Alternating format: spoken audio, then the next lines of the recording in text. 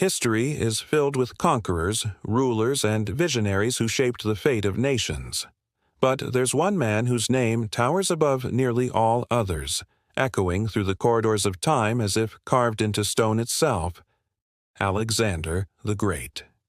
His story is not just that of a military genius, but of a man whose ambition, brilliance, and ruthlessness permanently changed the map of the world. When you hear his name, you don't just think of battles. You think of empire, of destiny, and of a legend larger than life. Imagine being only in your 20s and already ruling one of the greatest empires in human history. That's the kind of power Alexander commanded. But how did he rise to such heights? And what truths about his life still astonish historians today? Let us uncover the top 10 facts about Alexander the Great, and you'll see why his legend refuses to fade.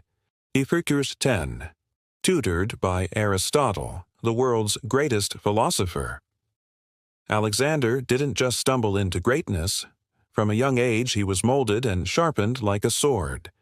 His father, King Philip II of Macedon, understood that to rule the world, his son would need more than military training.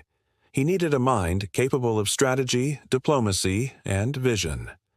So Philip hired none other than Aristotle, one of the most brilliant philosophers in history, to be Alexander's personal tutor.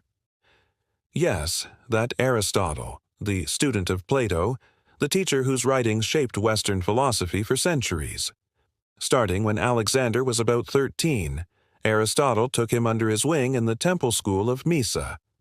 There, the boy who would one day command armies studied philosophy, science, medicine, politics, and literature. Aristotle taught him to love knowledge, but also to question it. He introduced Alexander to Homer's Iliad, the epic tale of heroes, gods, and warriors. For Alexander, this wasn't just literature, it was a blueprint for life. He became obsessed with the idea of heroic glory, often comparing himself to Achilles. In fact, Alexander reportedly carried a copy of the Iliad on his campaigns, annotated by Aristotle himself, and kept it under his pillow alongside a dagger. Imagine that. A teenager dreaming of conquest, sleeping with a book of epic war and a weapon side by side. But Aristotle didn't just teach Alexander about abstract philosophy. He taught him practical knowledge, medicine, for example. Alexander developed a lifelong interest in healing and sometimes even prescribed treatments to his soldiers. He also learned zoology, geography, and politics, giving him a wide intellectual foundation that would prove invaluable as he later ruled over diverse peoples and cultures. What's fascinating is how Alexander's education shaped his empire. Aristotle's teachings on logic and governance influenced the way Alexander organized conquered territories. Aristotle also instilled in him a belief in the superiority of Greek culture, which partly fueled Alexander's mission to spread Hellenism across the world. Yet, ironically, Alexander would also diverge from his teacher's views. While Aristotle was skeptical of non-Greeks, Alexander embraced Persians, Egyptians, and others into his empire, even marrying foreign princesses and adopting local customs. In many ways, this mentorship between philosopher and prince was like a once-in-history pairing, brains and brawn combined. It's almost like if a modern-day political leader were personally trained by Einstein or Steve Jobs from a young age. Alexander didn't just inherit an army. He inherited ideas, and those ideas shaped him into more than just a conqueror. They turned him into a visionary who saw empire not as a set of borders, but as a stage for culture, learning, and unity. So, when you think about Alexander's incredible conquests later on, remember, behind the warrior was a student. Behind the general was a philosopher's pupil. His empire wasn't just won by the sword. It was guided by the mind of Aristotle. 9. Tamed the untamable horse at just 16. Before Alexander commanded armies, before he became a king, he faced a challenge that seemed impossible: taming a wild horse that no one else could control. The horse's name was Bucephalus, and this beast would go on to become Alexander's most loyal companion, almost as legendary as the man himself. The story goes like this. A powerful Thessalian horse dealer brought this magnificent black stallion to King Philip, offering it for a hefty price. But when Philip's men tried to ride the animal, chaos broke out. The horse bucked, reared, and refused to be handled. It seemed too wild, too dangerous, completely untrainable. The king was ready to send it away, but then the young Alexander, still a teenager, stepped forward. He bet his father that he could tame the horse, and if he failed, he'd pay the price himself. Imagine the boldness of a boy standing before a crowd of warriors, declaring he could do what grown men could not. Alexander carefully observed the horse's behavior. He noticed something the others had missed. The animal was afraid of its own shadow. While everyone else tried to force the horse into submission, Alexander approached with patience and understanding. He turned Bucephalus toward the sun so the shadows would fall behind them, soothing its fear. Then, slowly and with steady hands, he mounted the great stallion. To the amazement of everyone watching, the beast that had terrified seasoned riders carried the boy prince calmly across the field.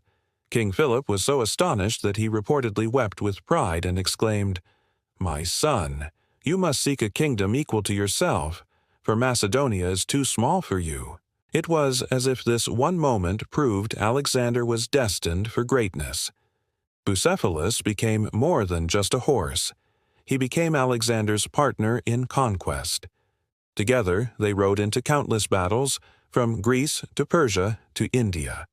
Wherever Alexander went, Bucephalus was there, charging into enemy lines, carrying him through the dust and chaos of war.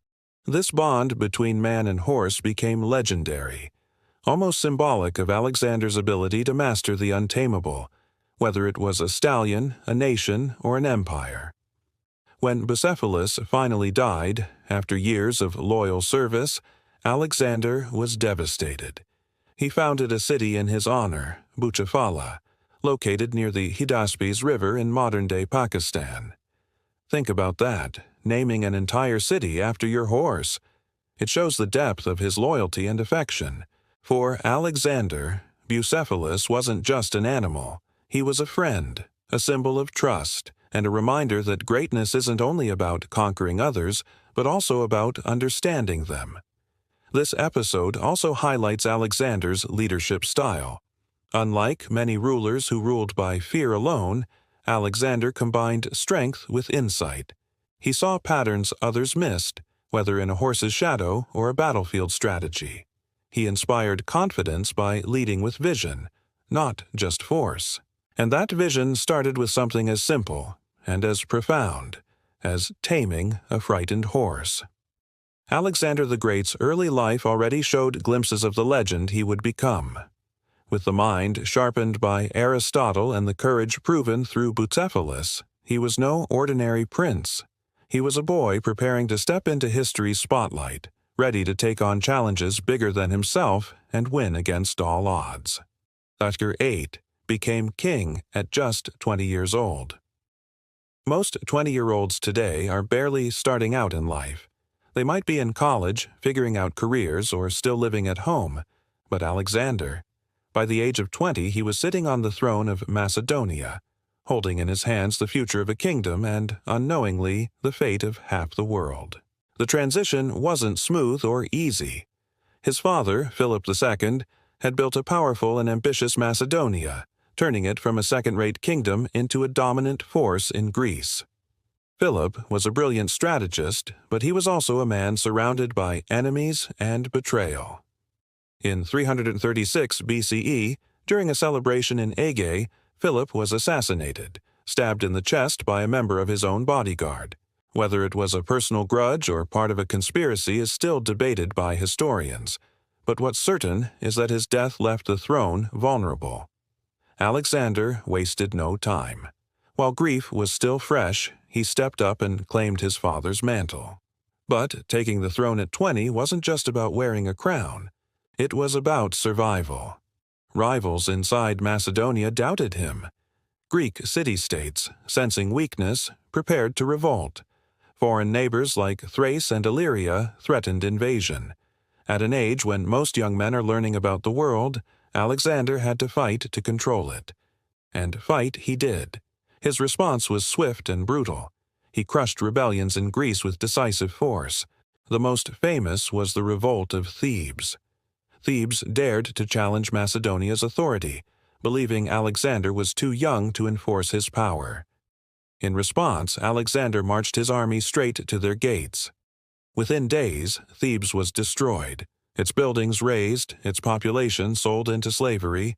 It was a horrifying act, but it sent a message so loud that no other Greek city-state dared rise against him.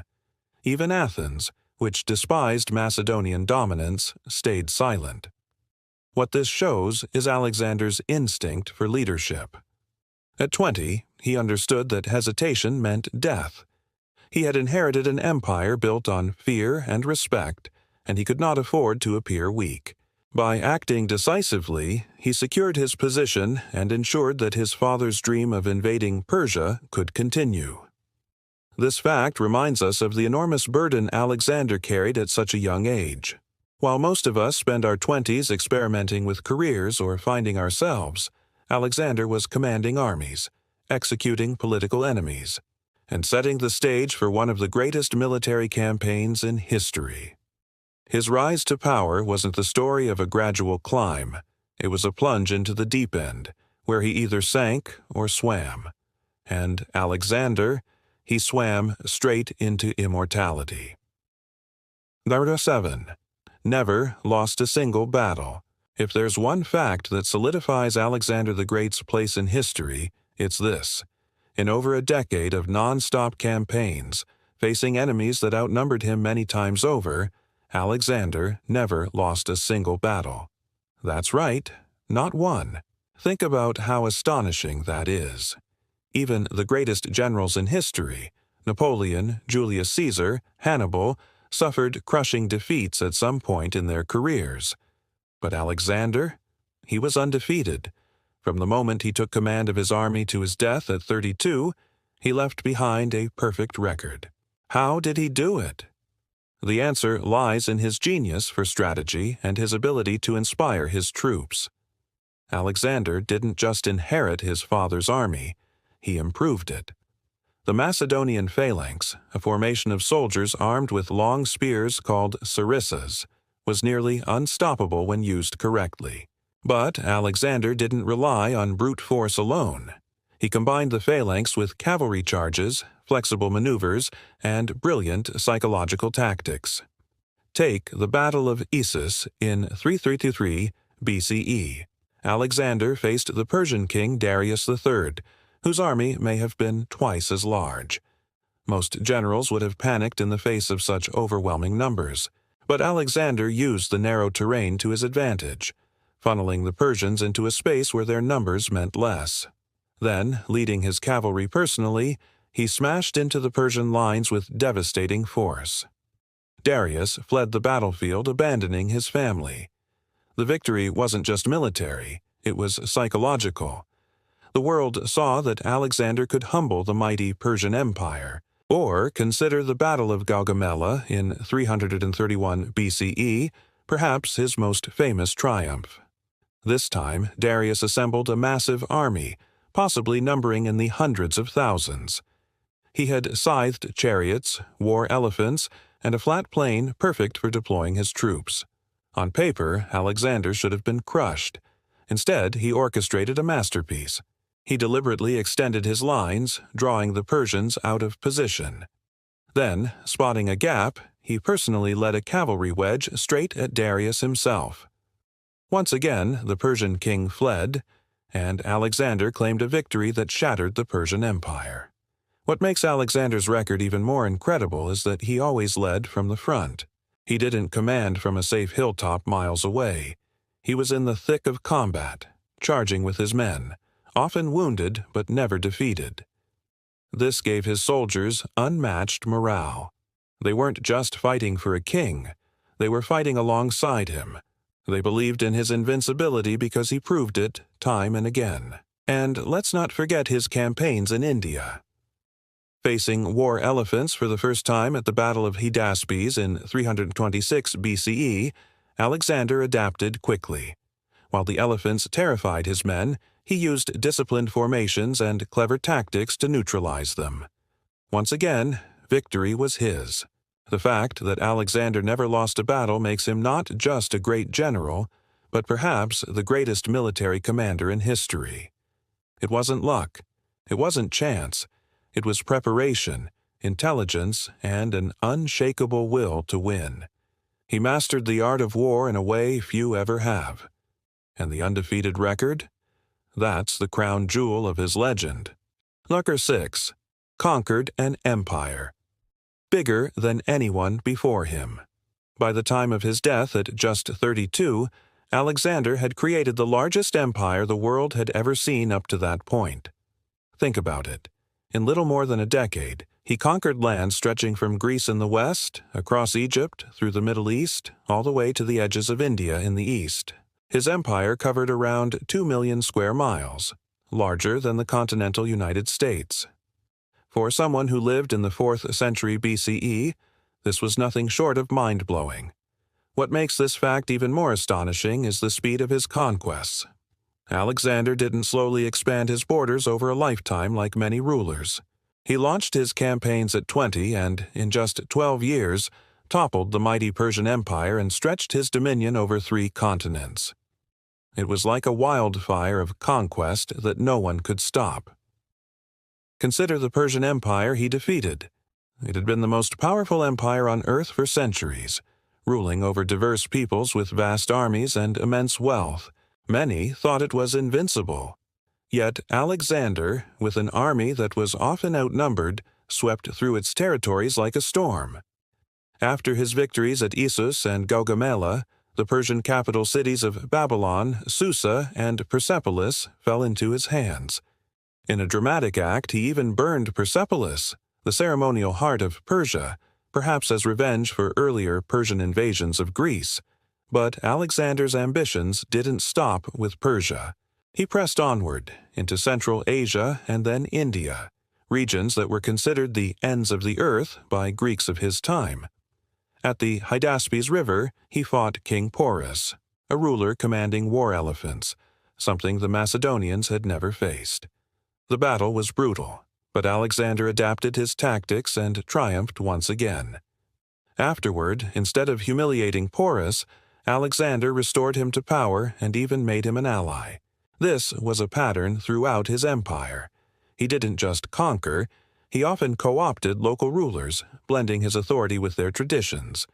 The sheer size of his empire created challenges. Governing such a vast and diverse territory was nearly impossible, especially with limited communication and transportation technology of the time. Yet Alexander set up administrative systems, founded new cities, many named Alexandria, and spread Greek culture far and wide. He envisioned his empire not as a patchwork of conquered lands, but as a fusion of East and West, where Greek and local traditions could blend. To put his empire in perspective, let's compare it to later powers. The Roman Empire, often considered the gold standard of ancient imperial might, took centuries to build its dominance. Alexander achieved a similar scale in just over a decade. In modern terms, imagine someone in their 20s leading a small country today and, within 12 years, controlling half the globe. That's the magnitude of Alexander's achievement. But there's also a tragedy here. His empire, though massive, was fragile. Without Alexander's leadership, it couldn't hold together. After his death, his generals, known as the Diadochi, fought bitter wars, carving the empire into smaller kingdoms. Yet even in fragmentation, the cultural impact of his conquests endured, shaping civilizations for centuries. So when we say Alexander conquered an empire bigger than anyone before him, we're not just talking about land. We're talking about the scope of his vision, the scale of his ambition, and the fact that he pushed beyond the limits of what people thought was possible in the ancient world. Number 5. Founded over 20 cities, most named Alexandria. What do you do when you've conquered half the known world? If you're Alexander the Great, you stamp your name on it, literally. Throughout his campaigns, Alexander founded more than 20 cities, and most of them bore the same name, Alexandria. These cities became symbols of his power, lasting reminders of his influence and engines for cultural exchange. The most famous, of course, is Alexandria in Egypt. Founded in 331 BCE near the Nile Delta, it quickly grew into a thriving metropolis and one of the greatest cities of antiquity. It became home to the legendary Library of Alexandria, a center of learning that aimed to collect all the knowledge in the world. Imagine that. Alexander's vision led to a place where scholars from Greece, Egypt, India, and beyond gathered to share ideas. The city also became a bustling port, connecting Mediterranean trade routes with the riches of the East. But Egypt wasn't the only place Alexander left his mark. He established Alexandrias from Asia Minor to Afghanistan to India. These weren't just vanity projects. They were strategic military and administrative hubs designed to secure his conquests and spread Greek culture. Each Alexandria served as a beacon of Hellenistic influence, blending Greek architecture, language, and customs with local traditions. In many ways, these cities were ancient versions of globalization, where East met West in marketplaces, temples, and schools. One particularly interesting example is Alexandria Eshate, Alexandria the Furthest, founded in modern-day Tajikistan. It marked the outer edge of his empire, a symbol of how far his ambition had carried him. There's even an Alexandria near the Indus River in Pakistan, showing just how widespread these settlements were. But why name so many cities after himself? On one hand, it was practical. Soldiers and settlers moving through his empire always knew where they were heading, another Alexandria. On the other, it was a declaration of legacy. By inscribing his name on maps, Alexander ensured he would not be forgotten. Even today, millennia later, you can open an atlas and find cities still bearing his name. That's not just conquest, that's immortality. The impact of these Alexandrias can't be overstated. They became melting pots where Greek, Persian, Egyptian, and Indian cultures blended.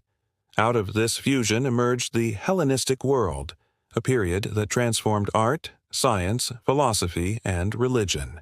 For example, in these cities, Greek sculpture adopted Eastern influences, astronomy advanced through cross-cultural knowledge, and philosophies like Stoicism and Epicureanism spread widely. Even Buddhism in India absorbed elements of Hellenistic art, leading to the famous Greco-Buddhist style. In essence, these cities were Alexander ES' way of building more than just an empire of land. They were an empire of ideas. And while his empire fractured after his death, the Alexandrias endured.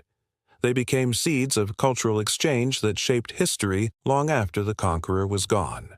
Ypres 4. Believed he was a god, and convinced others too. When you achieve victory after victory, when no army on earth can stop you, and when the known world bends to your will, it's easy to start believing you're not just human. For Alexander, this wasn't just a feeling, it became a conviction. He believed he was divine, and astonishingly, many people around him agreed. The seeds of this belief were planted early. Alexander's mother, Olympias, reportedly told him he was descended from heroes like Achilles and even from gods like Zeus himself. Imagine growing up constantly hearing that your bloodline isn't just royal, it's divine. Add to that a string of unstoppable conquests, and it's not hard to see why Alexander embraced the idea. But it wasn't just family pride, it was politics. In the ancient world, rulers often claimed divine connections to legitimize their power. The pharaohs of Egypt were considered gods on earth, and after Alexander conquered Egypt, he adopted this tradition. When he visited the Siwa oasis in the Libyan desert, the oracle of Zeus Ammon proclaimed him the son of a god. That declaration spread through his empire, reinforcing the idea that Alexander wasn't merely king. He was chosen, divine, untouchable. From then on, he encouraged rituals of worship. His followers were expected to show him obeisance, sometimes through a Persian custom called proskynesis, bowing or prostrating themselves before him. This clashed with Greek traditions, where free men bowed only to gods, not to mortals. Many of his Macedonian soldiers bristled at the idea, yet Alexander pushed it, blurring the line between man and deity. What's striking is how far he took this. In some accounts, he styled himself as the son of Zeus and even linked himself to Hercules. He minted coins with his image resembling a god, wore divine symbols, and encouraged the idea that he wasn't just ruling by right of conquest, but by right of divine birth. To modern eyes, this might seem like arrogance, but in his time, it was a powerful tool. By presenting himself as divine, he united diverse peoples under one banner. Egyptians saw him as a pharaoh, Persians as a great king, Greeks as a heroic figure. His divinity was flexible, adapting to local beliefs, which helped him maintain control over his massive, multicultural empire. Yet, there's also a personal side to this. Alexander had faced near death in battle many times. He'd been wounded by arrows, swords, and even nearly killed at the Malian city in India. Each time, he survived against all odds. To him and his soldiers, this must have seemed like proof of divine favor. The idea that their leader was a god wasn't just propaganda, it felt real. But this belief also contributed to tension. His demands for worship alienated some of his closest companions. It raised the question, was Alexander losing touch with reality, or was he simply playing the role history demanded? Either way, the fact that he believed himself divine, and convinced millions across his empire to accept it, remains one of the most astonishing aspects of his legacy. Number 3. Married across cultures to unite East and West, Alexander wasn't just a conqueror. He was a dreamer with a vision of a united world. While most rulers of his time focused on dominating enemies, Alexander wanted something bolder, to blend peoples and cultures into a single empire. One of the ways he tried to achieve this was through marriage, not just his own marriages, but the marriages of his soldiers as well. In 324 BCE, in the Persian city of Susa, Alexander staged one of history's most remarkable mass weddings. He himself married 2 Persian princesses, Stateira, daughter of the defeated king Darius III, and Parysatis, daughter of the former king Artaxerxes III. At the same time, he arranged marriages for around 80 of his leading officers to Persian noblewomen. The ceremony was lavish, symbolizing not just personal unions but the merging of 2 great cultures. This wasn't Alexander's first cross-cultural marriage. Earlier, he had married Roxana, a Bactrian noblewoman from Central Asia, after conquering her homeland. Their union wasn't just political. It was also romantic, as accounts suggest he fell deeply in love with her. By marrying women from across his empire, Alexander set an example for his soldiers, encouraging them to see conquered peoples not as foreigners, but as partners in a shared destiny. The Susa weddings were part of a larger policy of integration. Alexander adopted Persian dress and customs, trained Persians to serve in his army, and appointed local officials alongside Macedonians. He envisioned a fusion of East and West, where Greeks, Persians, Egyptians, and Indians could all belong to a single empire. But not everyone agreed with this vision. Many of his Macedonian soldiers resented his going native, believing he was abandoning Greek traditions. They saw intermarriage and the adoption of Persian customs as a betrayal. In fact, after Alexander's death, many of these marriages dissolved, as his successors abandoned his policy of cultural fusion.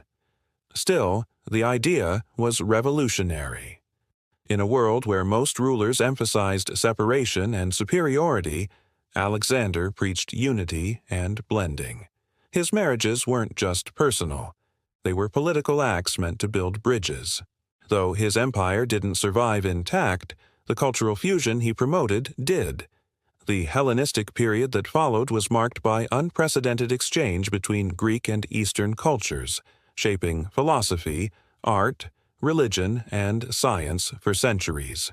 This fact reveals a different side of Alexander. Beyond the battlefield, he was a visionary who imagined a world where boundaries between cultures could dissolve. Whether it was idealism or pragmatism, it showed he wasn't content to be just a conqueror. He wanted to be a unifier, a man who married not just women from foreign lands but entire civilizations. 2. His death at 32 remains a mystery. Alexander conquered more land than anyone of his time, but there was one enemy he couldn't defeat: death. In June of 323 BCE in the city of Babylon, Alexander the Great died suddenly at the age of 32.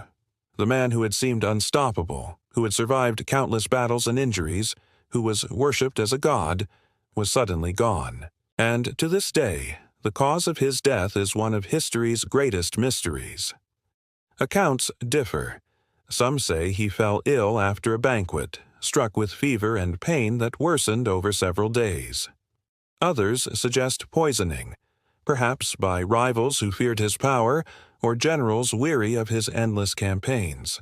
Malaria, typhoid fever, West Nile virus, even autoimmune disorders have all been proposed as possible causes. Yet, there is no definitive answer. Ancient sources disagree, and modern historians continue to debate. What makes it even stranger is that Alexander's body reportedly showed little sign of decay for several days after his death. Some interpreted this as proof of his divinity. Others wonder if he might have been in a coma, mistaken for dead while still alive. The lack of certainty has turned his death into one of the great historical puzzles, a mystery that refuses to be solved. The impact of his death was immediate and catastrophic. With no clear heir, his only son, Alexander IV, was born after his death. The empire he had built so quickly unraveled. His generals, known as the Diadochi, divided his territories and plunged into decades of war. The dream of a united empire died with him. But the legend of Alexander was just beginning. Number 1. His legacy shaped the world for centuries. Alexander's empire didn't last intact, but his influence outlived him by millennia. More than any single conqueror, he changed the course of world history, creating a cultural fusion that shaped civilizations from the Mediterranean to India. His legacy wasn't just political, it was intellectual, artistic, and spiritual. The Hellenistic Age, born from Alexander's conquests, became a golden era of cultural exchange.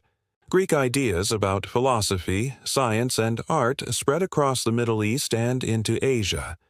At the same time, Eastern influences enriched Greek culture.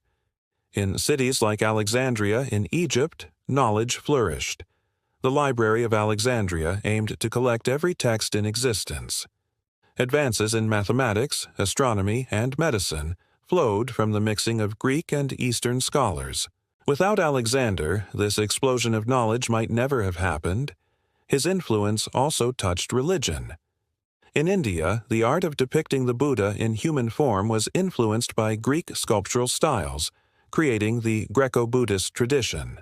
In the Middle East, Greek thought merged with local traditions, laying groundwork that centuries later would influence Islamic philosophy and Christian theology alike. Even politically, Alexander's shadow loomed. The Roman Empire admired him deeply. Julius Caesar wept at the statue of Alexander, lamenting that by his age Alexander had conquered the world while Caesar had done so little. Napoleon studied his campaigns. Military academies today still analyze his strategies. His dream of blending East and West inspired leaders from ancient empires to modern thinkers. But perhaps Alexander's greatest legacy is the enduring fascination with his story. He became a legend not just in history books but in folklore, literature, and myth. To the Greeks, he was a hero like Achilles. To the Persians, a mighty conqueror. To medieval Europeans, he was celebrated in romances as a knightly king. To many in the Islamic world, he was identified with Dhul Qarnayn, a figure in the Quran. Every culture reshaped Alexander to reflect its own values: proof of how universal his impact was. When you think about it, Alexander achieved the ultimate form of immortality. His empire may have fallen apart, but his name never did. Over 2,000 years later, we're still telling his story, still debating his mysteries, still marveling at his brilliance. Very few figures in history can claim that kind of eternal relevance. So, there you have it, the top 10 most astonishing facts about Alexander the Great.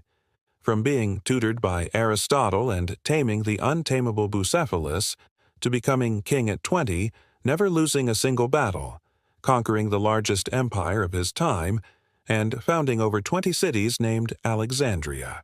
From believing he was a god and marrying across cultures, to dying mysteriously at 32 and leaving behind a legacy that still shapes our world today. Alexander wasn't just a man. He was a phenomenon. His story is one of ambition that knew no limits, a vision that reached beyond borders, and of a name that became immortal. Whether you see him as a hero, a tyrant, a visionary, or a madman, one thing is certain: Alexander the Great changed history forever.